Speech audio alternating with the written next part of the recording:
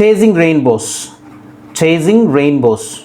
It's an idiom. It means trying to achieve something that is impossible, or trying to do something which you are not really capable of. That is, if someone chases rainbows, they try to do something that they will never achieve. Let us see it in the examples. The first one, Raju says he wants to be the next Sachin. I think he is chasing rainbows. Raju at the age of 35 cannot become another Sachin in cricket.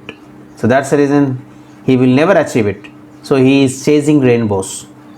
Second one, it might seem like chasing rainbows, but I am convinced my research will have important applications someday.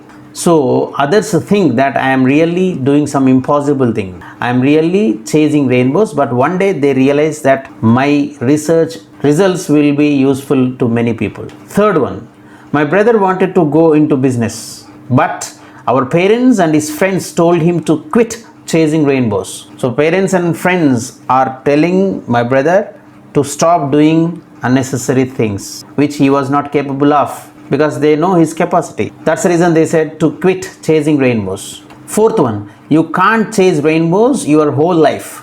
You need to pick a stable career and start being an adult. So you cannot go after the things which you cannot do in your life. You can never achieve in your life. You have to be stable and choose some job. That's the reason you can't chase rainbows. Fifth one, he thought he could convince the boss to appoint him as the new manager, but in fact he was chasing rainbows, which means he cannot convince the boss. That's the reason he was chasing rainbows. Chasing rainbows is an idiom. When we look at the origin, the fact is that chasing a rainbow is a meaningless activity.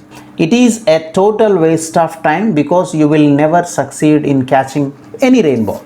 That is the reason chasing a rainbow is nothing but trying to achieve something that is impossible.